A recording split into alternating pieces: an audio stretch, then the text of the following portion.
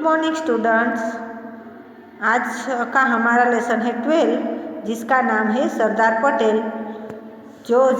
ये नाम तो आपने सुना ही होगा, सरदार वल्लभ भाई पटेल, जो एक लौह पुरुष के नाम से जाने जाते हैं। उसके जीवन के कई प्रेरक प्रसंग हैं, उनमें से एक प्रसंग हमने यहाँ लिया है और उसमें क्या है वो हम पहले देखते हैं कि यह एक प्रेरक प्रसंग है। इस प्रसंग में वल्लभ नाम का एक लड़का है। स्कूल जाते समय वल्लभ को पत्थर से टकराकर चोट लग जाती है। वल्लभ सोचता है कि किसी और को भी मेरी तरह चोट न लग जाए, इसलिए वह चोट की परवाह न करते हुए अकेले सड़क के बीच से पत्थर हटाने लगता है। पत्थर हटाने के बाद भागकर स्कूल पहुंच जाता है। क्लास में टीचर ने वल्लभ के पैर से निकलते हुए खून को देखकर पूछा कि ये कैसे हुआ। टीचर जी को जब सारी घटना का पता चला तब टीचर जी वल्लभ को शाबाशी देते हुए कहते हैं कि ये बालक आगे चलकर अपने देश का नाम रोशन करेगा। उनका कहना सच हुआ, ये बालक आगे चलकर लौह पुरुष के नाम से मशहूर हुआ। तो देखो बच्चों, ये सरदार पटेल के जीवन के एक प्रेरक प्रसंग में से एक प्रसंग लिया है। वो कैसे पाठ में हमें बताया है वो हम देखते हैं। एक लड़का था, उसका नाम वल्लभ था। वह भी आपकी तरह रोज पढ़ने के लिए स्कूल जाता था। एक दिन वह अपने दोस्तों के साथ स्कूल जा रहा था। सभी बच्चे हंसते कूदते बातें करते जा रहे थे।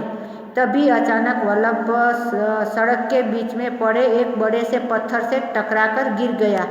उसके पैर में चोट लग गई और खून निकलने लगा। सभी दोस्त बातें करते करते आगे निकल गए। वल्लभ सोचने लगा कि यदि मैं इस पत्थर को रास्ते से हटा दूं तो किसी और को मेरी तरह चोट नहीं लगेगी। देखो, ये छोटा सा बालक था आपकी तरह, फिर भी उसको चोट लग जाती है तो फिर वो रोने की जगह वो तो हिम्मत से और अक्लमंदी से काम लेता है और सोचता है कि अगर मुझे ये चोट लग गई और इस पत्थर को मैं रास्ते से नहीं हटाऊंगा तो यहाँ से तो हर कोई निकलता है रास्ते में से, तो ये मेरी तरह इसको भी चोट लग जाएगी, तो ये न हो, इसीलिए वो पत्थर हटाने की कोशिश करता है। उधर वल्लभ के दोस्तों ने देखा कि उनका दोस्त वल्लभ साथ में नहीं है, तो वे उसी रास्ते में वापस वल्लभ के पास आ गए। वहाँ आकर दोस्तों ने कहा, वल्लभ चलो, स्कूल पहुँचने में देर हो जाएगी। वल्लभ बोला, आओ हम सब मिलकर इस पत्थर को सड़क के बीच से हटाकर किनारे रख देते हैं। दोस्तों ने कहा, जल्दी चलो, आज स्कूल में टेस्ट है, देर हो जाएगी। वल्लभ ने कहा, तुम लोग चलो, मैं इस पत्थर को हटाकर आता हूँ। उसके दोस्तों ने उसको मदद नहीं की और बोले कि नहीं, स्कूल में देर हो जाएगी, आज उसका क्लास में भी टेस्ट था।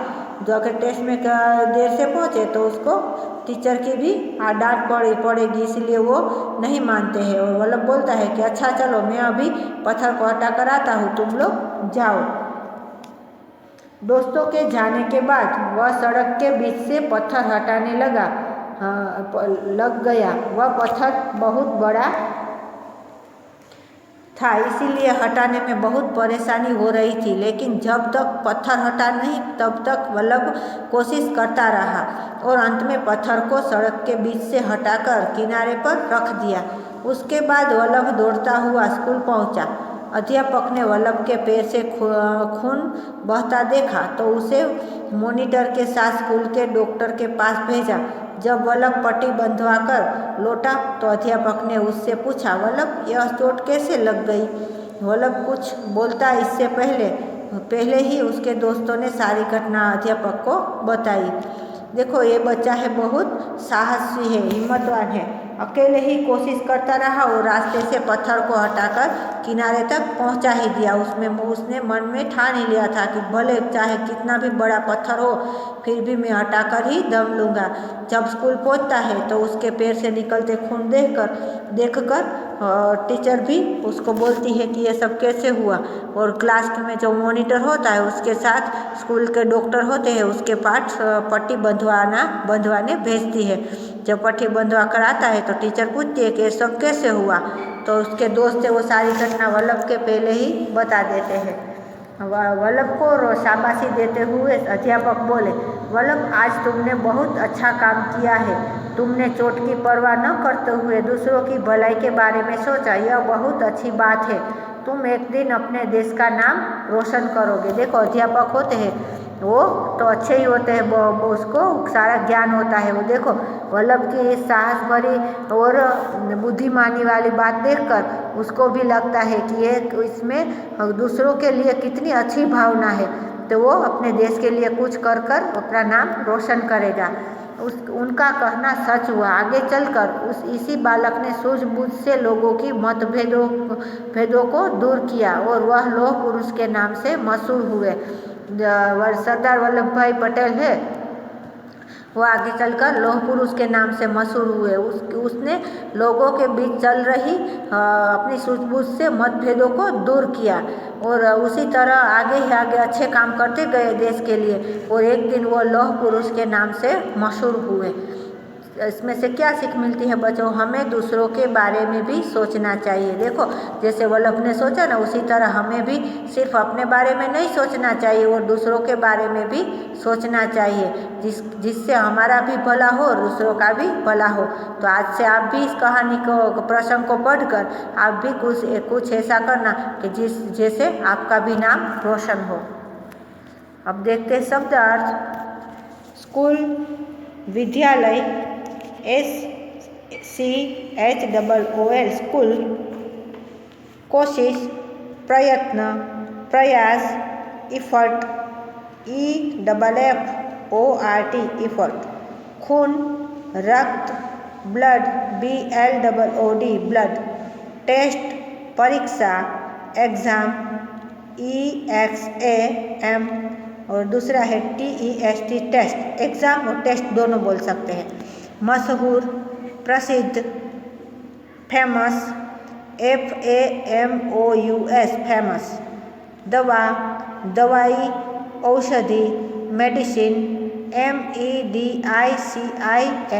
मेडिसिन, धन्यवाद, शुक्रिया, थैंक्स, THANKS थैंक्स, पत्थर, पाषाण, स्टोन, STONE स्टोन, रास्ता, राह, पथ, मार्ग, वे, WAY वे, परवाह, चिंता, वरी, WORRY वरी, टीचर, अध्यापक, TEACHER टीचर, शाबाशी, प्रशंसा, एडमाइरेशन અને एप्रिसिएशन। दो शब्द दिए हैं, ADMIRATION एडमाइरेशन और APPRECIATION एप्रिसिएशन।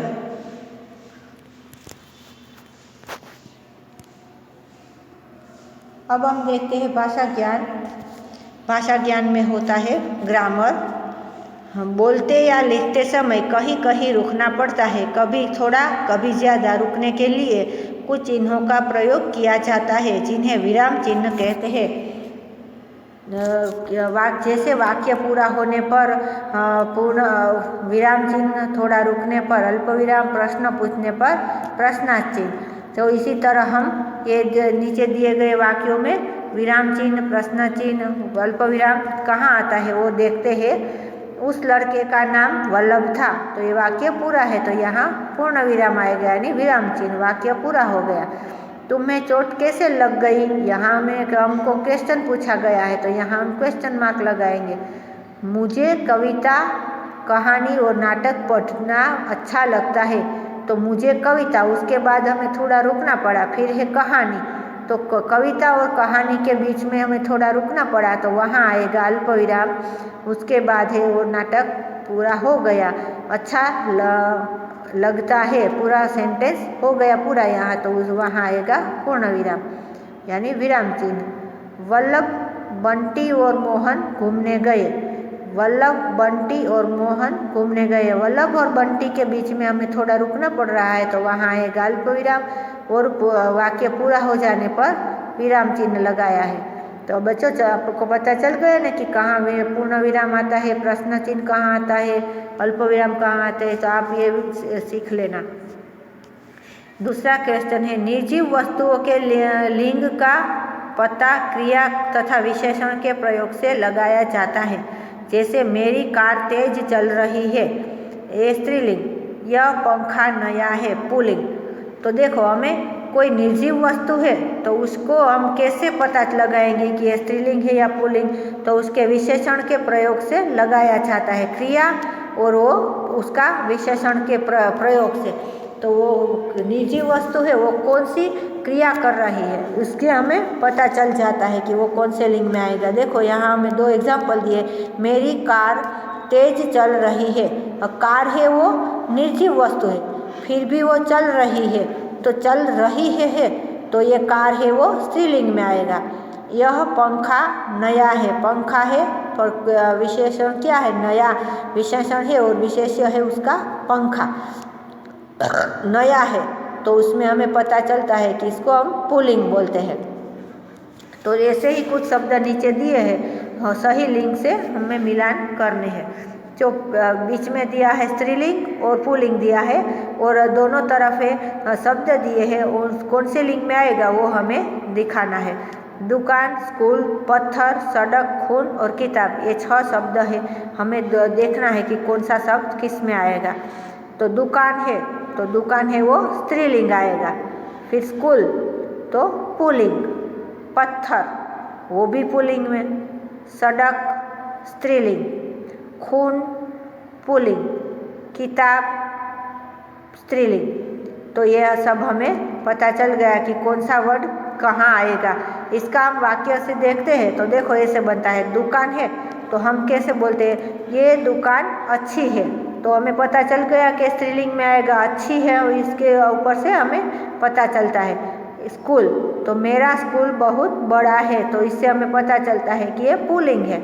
फिर पत्थर तो ये पत्थर बहुत बड़ा है, हम बड़ी है नहीं बोल सकते हैं, बड़ा बोलते हैं, तो बड़ा शब्द है वो पुल्लिंग में आता है।